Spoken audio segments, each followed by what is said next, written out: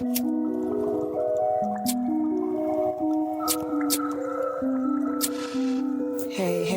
what's up, y'all? It's Peachie P, and you're listening to the Cannabisinfusionz podcast. People, places, products in the cannabis community. So let's talk, and come smoke with me.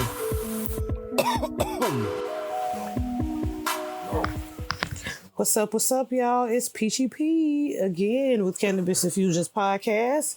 I have a special guest for you today, but it's actually a visual podcast. So, you guys, I hope you love it. I got TARRIS Batiste on the podcast today. So here's the podcast, but it's visually, remember. So whenever you guys get a chance, go ahead on YouTube if you want to actually watch the podcast at Cannabisinfusionz. I also will have a link up for his book, Don't Let It Smoke You, on the website at cannabisinfusionz.com. So I hope you guys enjoy, and happy Sunday.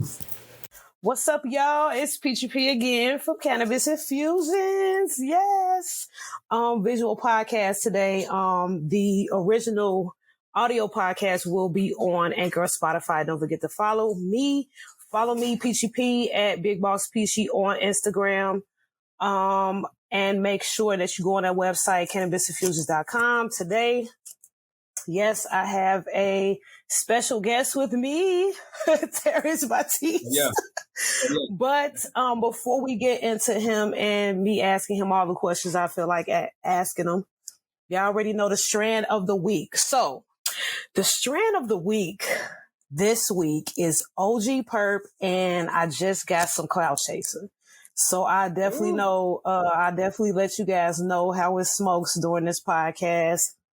And this week has been really, really crazy. Had a couple of things to do this week as far as the music video show. Also, if you guys would like to put your music videos in for the show, you can always go on the website, cannabisinfusionz.com. You can always follow me, DM me, send me your music. Let me know if you guys want to be on the show as well. But y'all know I'm excited. Without further ado, y'all welcome TARRIS to the show. Yes. Welcome, TARRIS. How you doing, man? Where you at now? Like, what state are you in right now? Yes, I'm in Seattle right now. That's where home been probably about the last 2 years. So I've been up here. But I'm originally from Georgia, though. That's where family at. That's where high school I went to and college, shit like that. You know what I'm saying? Okay. So what you rolling up today, over there? I'm thinking I might try this Clout chaser right now, like, because I never had it before. You mixing well, it? I might. I don't know. I was thinking about mixing it, to be honest, but I don't know yet. I might just try it first just to see how it is, then mix it in with a little OG and see how it is. So, TARRIS, so people that don't know who you are, can you just tell me a little bit about yourself, where you grew up, what types of things that you used to do when you were younger to get you to this point now? Yeah. So my name is pronounced like TARRIS Batiste, right? TARRIS. But don't worry, Peachie. Okay. That happens all the time. No big deal.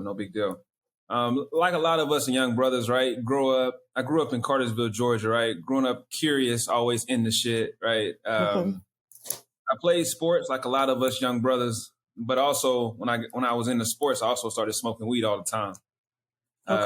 It started off with me and my homeboys, me and my homegirls, and it started off me like learning how to roll up. You know how it is when you first starting, right? And yeah, I was kind of a little bit older when I started, but go ahead. I started a little younger, you know, back when you would try to roll up right before the school bus come, you know, get a quick smoke in, wash your hands and shit, make sure you don't smell like it before, you know, that's kind of how I started on my journey for sure. And that's what got me to this point about the book, Don't Let It Smoke You. Right. Speaking of you, we're going to get into your book a little bit later, but so I kind of want to ask you just some general questions about just you as a person. Like, what kind of family did you grow up in?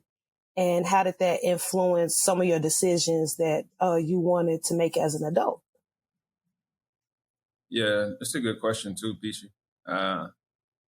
I would say I grew up in a middle class family, right? When I say middle class, my mom was there, my real mom, and I had a stepdad. My stepdad been with me since I was like 1. So he's kind of like my real dad. You feel me? He was an ex-military, so he was big on discipline and shit like that. And my mom, she was a little bit on the opposite side. So she used weed and stuff back in the day. So growing up, I kind of had both ends of it. You know what I'm saying? I would see my father, who was the military. I don't do drugs, I don't drink. And my mom, who was complete opposite. So I was able to see both sides, and I was able to kind of lean on both sides when I needed to. Hence of how it speaks to the book. Don't let it smoke you, right? Do what you want to do, just not let it control you. I actually like your book. Your question. I appreciate it. You read it? Yeah, I did. I actually did. I did the Audible thing. It was pretty dope. You liked it? Yeah. I need the Amazon review. When you get time, I need an Amazon I already put one on there for you. I got you. Look at you. Okay, then. I appreciate it. But yeah. So look, all right, yeah. Go ahead. So that was pretty much my parents' background, and that's pretty much my foundation of my parents, etc. Okay. Well, that's pretty dope. So, of course, we're here to talk about the book, Don't Let It Smoke You. Now, what made you come up with that title? Like, why did you feel like, cause it sounds, when I looked at the title, it sounds like, the movie, The Players Club. And I love that movie. And she was like, don't let the money make you. You know what I'm saying? Which I kind of understood what she was saying, but it kind of made sense when I read the book. But what made you want to make that as your title? Yeah. So it was really me pointing at myself and the shit I was going through, right?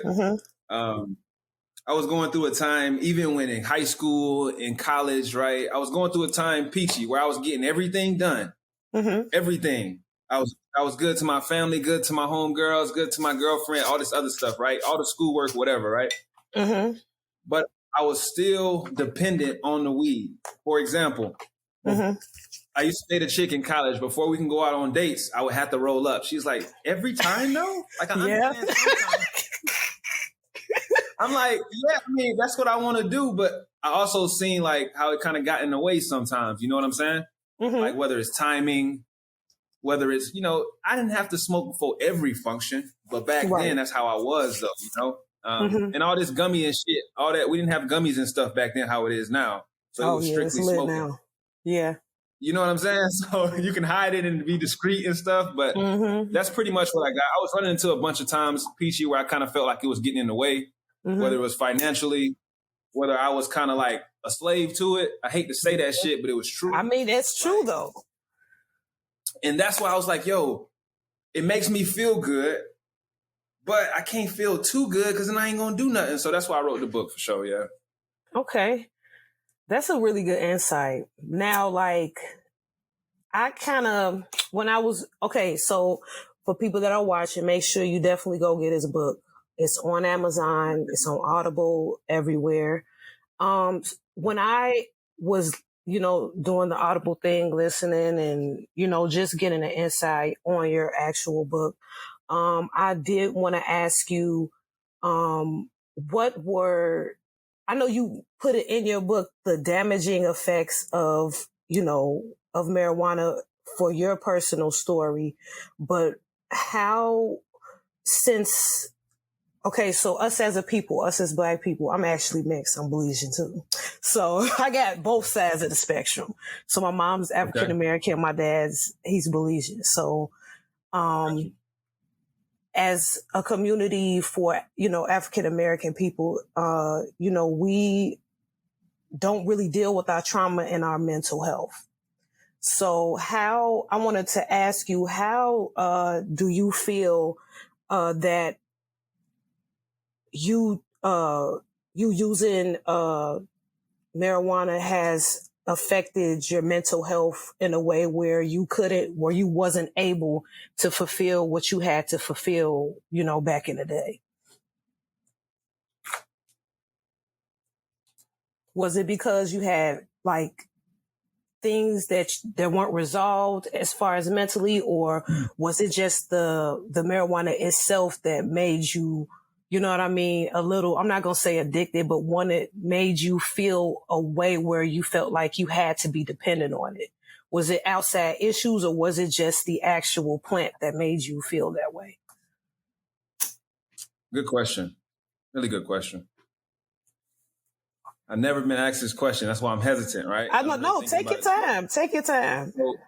So Peachie, on some real shit. So, all right.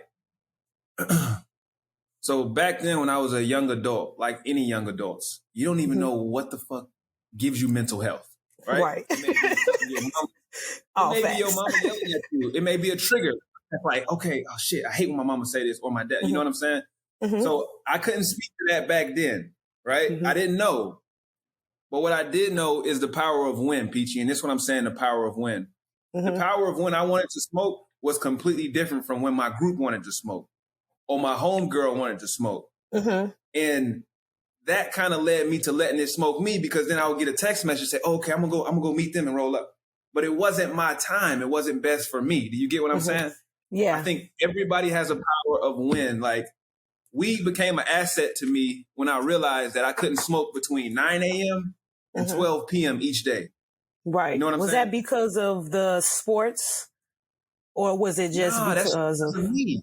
Because of me. I wouldn't be worth anything. I started to like investigate myself and diagnose myself and say, okay, when am I good when I smoke?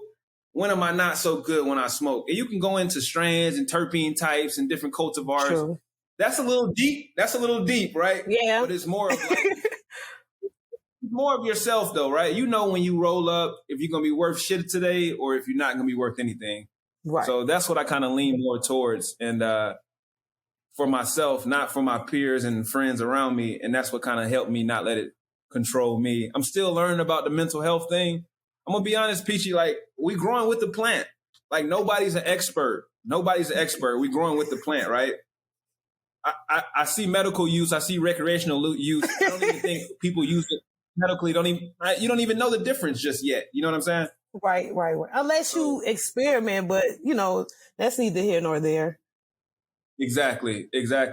And to my last point is, just like we did with wine, when I say we, just like America did with wine, how it started with grapes and it went to wine, they're going to find a way to make weed some type of intoxicating thing. And that's when you have to not let it control you. You know what I'm saying? I totally agree. I'm glad you said that, because that goes into my next question, because so there was a big difference with the weed then than it. Well, are you smoking now? Let's ask that question. All the time. Yep. Now, is that because of the way they process the weed now versus back then? Because when I was growing up, OGs that was it. You feel me? Or Reggie or whatever. Because I feel like most of the Reggie back when I was growing up, 2000s, 90s or whatever, because I was born in 89. So, back not then. Too far away from me though. No, 92. Yeah, you know what I'm saying? So I think back then the OGs were the thing, but now that they got exotics, they can mix strains, they can basically do whatever they want with the plant. You know what I mean? So does that kind of affect how you use marijuana now versus back then, or is it the same, or? It's more of how I use and when I use. Okay, you know what I'm that saying? Makes sense. I love the packaging, right? All this shit cool, right? All this shit cool, the different strands, but I don't believe everything that's on this bottle. You think I believe all this? Right? So I leave it up to myself, say when to do it and when not to do it, etc. Why is that? So let me go back. I'm a backtrack. Mm-hmm. So first, as far as your book, let's just let's talk about this. So you said when, as far as sports, when you started doing sports and you were still smoking and stuff or indulging however you did, that it was affecting you. Now, can you go a little bit into more detail about that? Because I remember in the book you said something about it, but you never really went into detail. Got you. Again. So I kind of want to get like your feelings and, you know, your thoughts in that moment. I got you. So again, we didn't have gummies, spray, all that stuff they have now, right? So then I was just smoking. Mm-hmm. And when it comes to sports, and it comes to being an elite person, an optimal person in sports or any other industry, you have to be on top of your game all the time, right? All the time. Yes. With smoking and with the way I was smoking, you know, it was a disconnect for me being on top of my game. Let's just say that. You know what I mean? So, like how many blunts? Like, I mean, okay, I'm gonna be honest, and all my teammates will tell you this. Everybody, so you know I ain't lying. Before we head off to the game, whether it's a flight or we driving, I'm smoking before. We get to the game, right? You stay in the hotel the night before. I'm smoking the night in the hotel. I'm risking it all. Like, I don't give a fuck, right? We going on a plane. I'm bringing the weed. Like that was the guy I was. I was just letting it smoke me. You know what I'm saying? Like just letting it smoke me. Get it in. Yeah. Hey, I ain't mad at you. I am not mad at you at all. And I could have waited Friday and Saturday and then smoked on Sunday. Like I didn't have to smoke those days, but I still made it a thing to smoke those days. Yeah. Look, don't judge me here because me, I'm smoking before I go smoke, and I'm smoking there, and then I'm smoking after I go home, and then I'm smoking at home. Like, I mean, you know. Yeah. But it was a different time and everything. Right. You know, back then when they didn't have so many strains to choose from. Mm-hmm. And then I don't even think they had names. Nah. Nope. I don't even remember, like. Not too many other than, you know, that we made up. You know what I mean? Right. Exactly. So. But look, I don't want to spoil the book for anybody that's going to read the book. Sure. But I am going to say that I did enjoy it, and it was a lot of different research facts in there as well. Yeah. You know, I can't go over that. Right.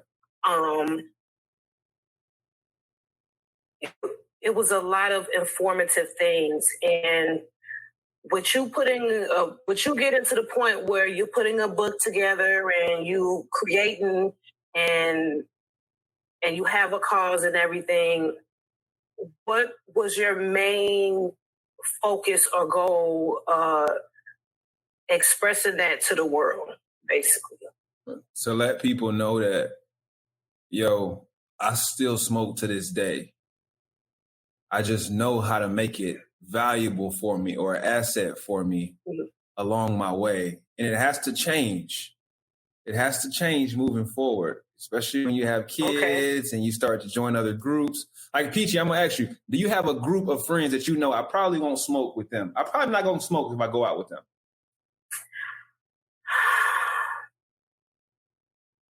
No, because I'm already smoking regardless. Okay.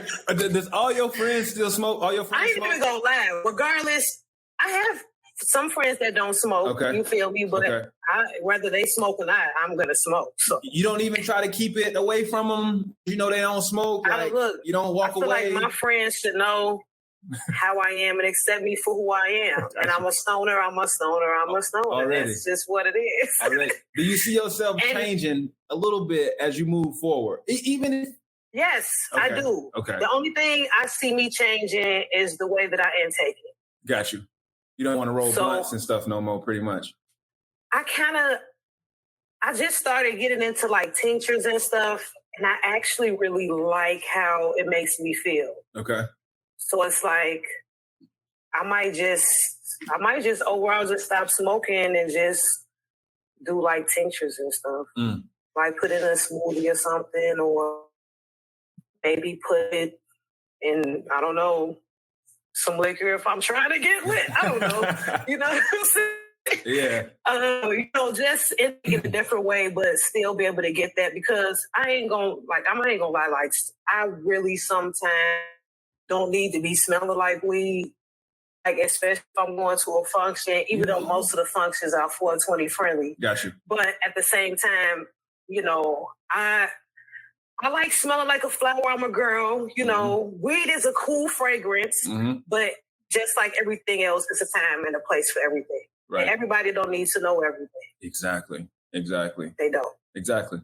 You know, so because I don't want everybody to know that I smoke sometimes. Sometimes I don't want to share. I only got one blunt left. I'm not finna share with like 2-3 people.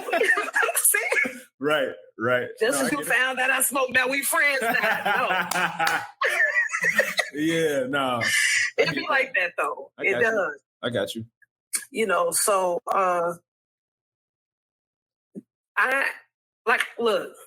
Go to cannabisinfusionz.com. I'm gonna definitely make sure the website has a link to your book, and people can listen to the podcast and stuff. And I don't want to, spoil it. So I'm gonna switch this over, and I'm gonna ask you just some questions about your experience as far as smoking, and have you influenced anybody to be aware of their habits, if it's being a detriment to them in any way, you know what I'm saying? So, how have you feel like you inspired some people, even the people that are close to you, as far as like watching their habits? Yeah, I ain't gonna lie, sometimes I feel corny, right? I'm gonna keep it real. All my homeboys who I roll up with still to this day, they're like, "Oh, don't let it smoke you, nigga," right? Or when I go back to like I ain't gonna lie. Like I tell you, I feel. I didn't mean to laugh, but Peachie, I hate that shit. But it's like, I know. It's like you gonna see. Are you one of them dudes that be like, hey, you just come on, like every time you come around, you just walk in and like, hey, that ain't me. No, y'all know y'all better watch that smoking now. That ain't me. That ain't me at all. But they gonna put me in that position no matter what. You know what I'm saying? Like no matter what. Yeah. But so when I go home for Thanksgiving, I know they gonna hit me with the, bro, you smoking before we eat or not? Like, get out of here, So, it's funny. But some real shit, Peachie, it influenced them. I see my brother an artist, right? He rap. I see him all the time. I see it's like, bro, I'm headed to the studio. No, I ain't gonna smoke before. I'm gonna wait till I get in there. It's still a sign of not letting it smoke you. He's like, I got a cousin who's like, cuz I used to smoke 8 blunts a day, cuz now I'm at 4. Like, yo, it's winging on down. Like, so I'm seeing it affect those that's closer to me without telling them what to do and what they should do, because I don't like that. You know what I'm saying? So that's what I'm seeing right now for sure. And I spoke to a few high schools. I spoke to a few colleges right now. So the word's getting out there. And as you've been seeing, cannabis is becoming legal everywhere. So I think the alignment's there and it's right, I think it's the right timing for sure. So how do you even feel about that? I love that shit. I'm all about it. Coming from where you came from. I'm all about it. If I think the ones that's in the seat that's making it legal, I think they're not putting no regulation around it. Because if you notice where these dispensaries going, us as Black people, we was locked up for it, right? Pay attention to where these dispensaries going. They going in the low income households, right? Income neighborhoods, I'm saying. They going in predominantly Black and brown. So I'm like, you're not locking us up, but you're trying to hit our pockets, right? But it's a lot of shit going on, Look, man, we're the most powerful in the dollar. Like, ain't no... And I wish it could just switch to, like, more positive things. Right. Like, investing and getting the neighborhoods better, and because I'm from the city of Chicago. Gotcha. So, South Side, in the 70s. 70s, South That's Side. Significant to everybody watching from Chicago. That's significant. So I'm not gonna tell y'all where, but I'm just gonna let you know it's over there. Yeah. But yeah, just being from Chicago and definitely people getting locked up for having weed, even if it's a little bit. Yeah. You know, just having people getting their vents raided just recently and stuff. So, I mean, they still have a lot of work to do, but right. And it's becoming legal federally. You know, I'm just hoping they're not waiting until these pharmaceuticals and these big corporations get that. You see how many tobacco companies then bought these cannabis companies? Mm-hmm. Like cannabis companies. What the fuck you think this shit gonna be good? You think it's gonna be good for you? What's that? Me neither. So, but I mean, that's my opinion. You know what I mean? I would say definitely do your research before you go indulging and stuff. Exactly. You know, so you can't even really trust the people that you trust. No. Sometimes when it comes to things like that. Mm-hmm. And it's unfortunate because I feel like cannabis is like supernatural. It's like natural. You can grow it from the ground with actual soil from the earth. You know, so that's just another thing that just is here to distract us from what's really going on. Exactly. But yeah, so before we go though, what is one thing that you want people to take from your book and you as an advocate?